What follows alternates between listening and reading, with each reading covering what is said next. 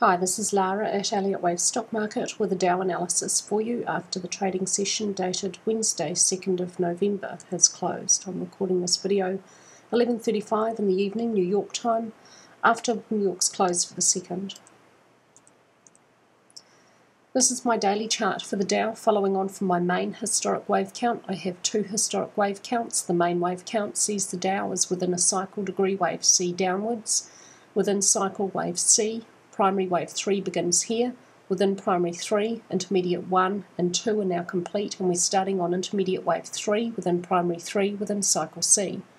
My alternate historic count is not quite as bearish, still fairly bearish though. It sees a new cycle degree corrective structure beginning here, and so would be within a primary wave A trending downwards.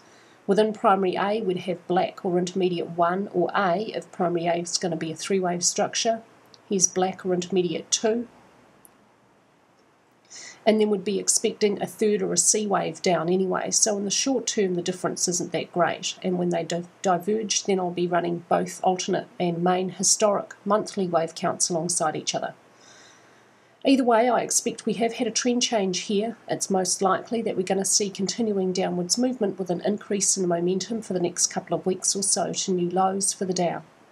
The second wave correction at black or intermediate degree is a double combination. We have an A, B with a truncated C wave, a flat correction labelled wave W blue. The double is joined by a zigzag in the opposite direction labelled X, and here's a zigzag for the second structure of the double. Wave Y blue is now a complete structure. Taking you now to the first of two hourly wave counts, where the low for B pink down here is this point down here. Here's a 5-wave impulse complete for wave C pink.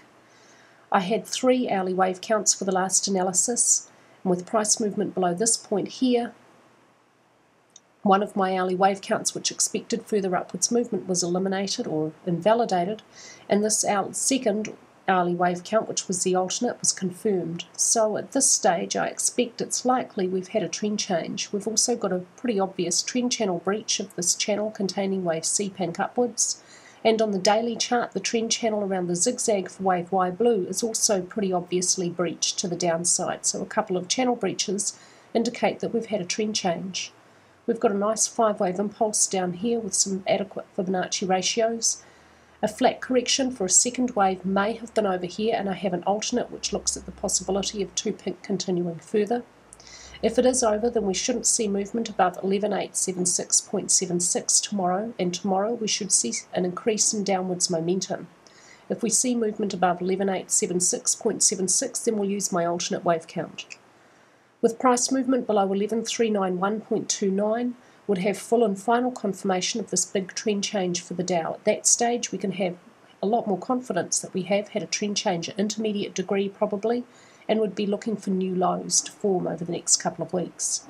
I have a couple of short to mid-term targets for wave 3 pink. The first target at 10,825 is where it will reach 1.618, the length of 1 pink. If price reaches this first target and continues on down, and the structure requires further downwards movement to complete it, then we may use the second target. The next Fibonacci ratio in the sequence is where 3 pink would reach 2.618, the length of wave 1 pink at 10,175.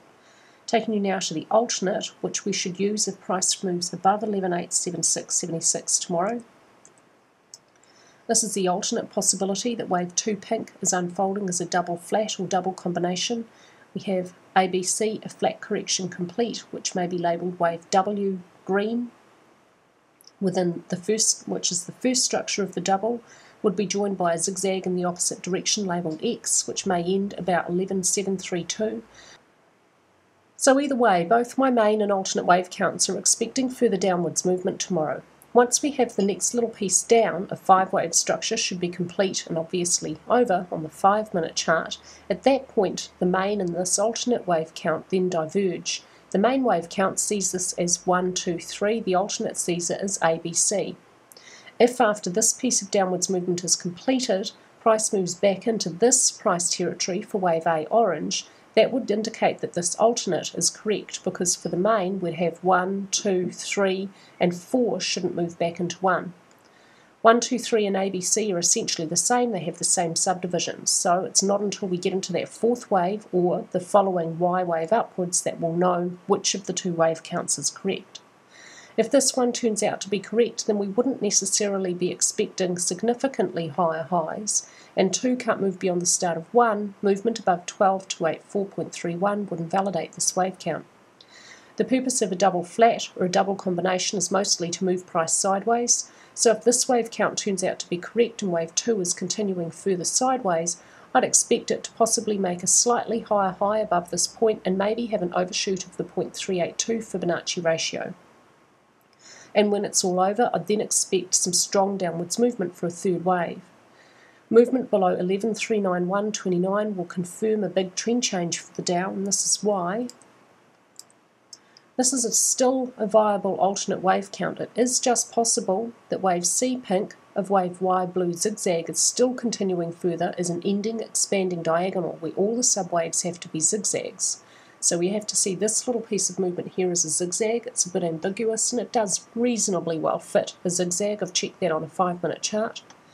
Here's a small zigzag for a second wave, a large ABC zigzag for a third wave, and now wave 4 green has an impulse for A, a flat for B, and would be expecting a 5-wave structure to complete to the downside for C. For a diagonal, wave 4 should overlap wave 1 price territory, so it must move below 11,652.28. For a diagonal, the fourth wave may not move beyond the end of the second wave, so this wave count is invalidated with movement below 11,391.29. When price moves below that point, we'd have our big trend change finally confirmed for the Dow. At that stage, there would be no alternate that I can see which could allow for higher highs or new highs for the Dow. If this wave count's correct, we need to see a 5 down complete for C, and then we'd be expecting a zigzag upwards for a final fifth wave, which doesn't have to make a new high. For an ending diagonal, the fifth wave may be truncated, but because this diagonal is expanding, we would expect the final fifth wave up to most likely be longer than the third, although having said that, I do often see diagonals where the third wave is still the longest. The target for this one to finally end is 12,538.46. What seems most likely is the Dow has finally changed trend, but we still need to see that final confirmation point breached to have more confidence in this big trend change. It's a really big trend change if my main historic wave count is correct. We're looking at the very, very early stages of a third wave within a cycle degree wave C down, which should make new lows. That's all for me today with your Dow analysis, and I hope that you're all having a fabulous day.